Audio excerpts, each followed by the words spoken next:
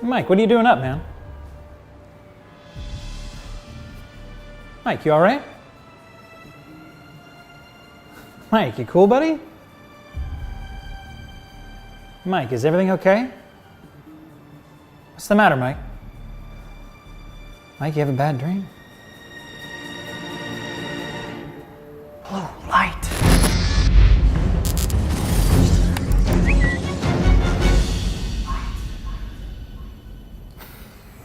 That felt good. First things first, what's blue light? Well, I have here on my whiteboard demonstrated the different colors and the wavelengths attributed to each one of them. Now, the longer the wavelength, the less health effects you're actually gonna see on your eye. So red, green, above 550, you're not gonna see as many health effects. Violet light, may have heard of UV light, that's when it starts getting dangerous, and blue light is right on that same hinge. But I also wanna show you how the human eye works so you can understand how you even see these different colors. Right here, you have the human eye. The drawing is not bad. There's the optic nerve, cornea, pupil, lens, retina.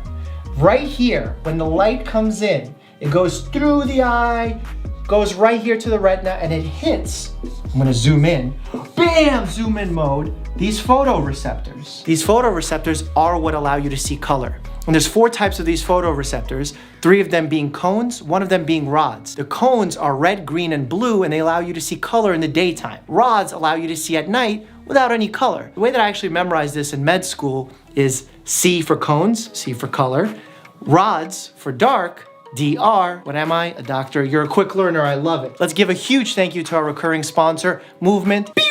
Let's talk blue light and your health. The most evidence we have in the way that blue light affects your health is through our biological clock, also known as our circadian rhythm. Blue light actually suppresses melatonin. That's a hormone that's released in our brains to make us sleepy, to help us fall asleep at night and stay asleep during the night. Now, if you're exposing yourself to a lot of blue light at night, immediately before going to sleep, that can make you less sleepy. And as you can imagine, that's problematic. All different types of light can actually suppress your melatonin hormone. That's why in all my sleep videos, I recommend keeping it as dim as possible before bedtime. But that being said, Harvard actually studied and compared blue light to green light, and they found blue light suppressed melatonin almost twice as much as green light and shifted your circadian rhythm twice as much as compared to green light. 3 hours to 1.5 hours. Now, that's not all bad news. When you wake up in the morning, the first thing I tell you guys is to open up your shades. The reason is the sunshine that has a lot of blue light in it will actually suppress that melatonin hormone,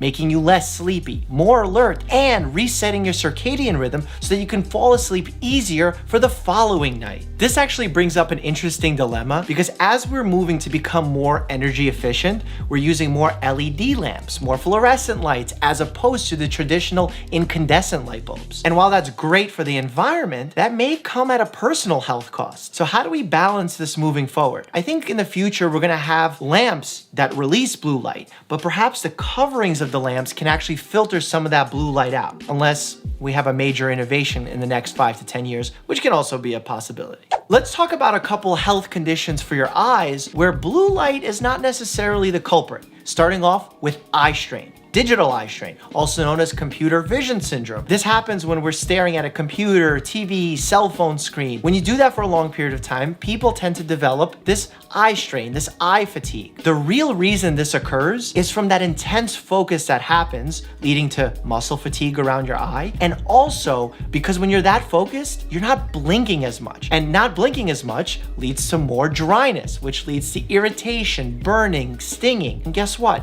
I have a few tips for you on how to battle that eye strain. 1, you want to be at least 2 feet away from your computer screen.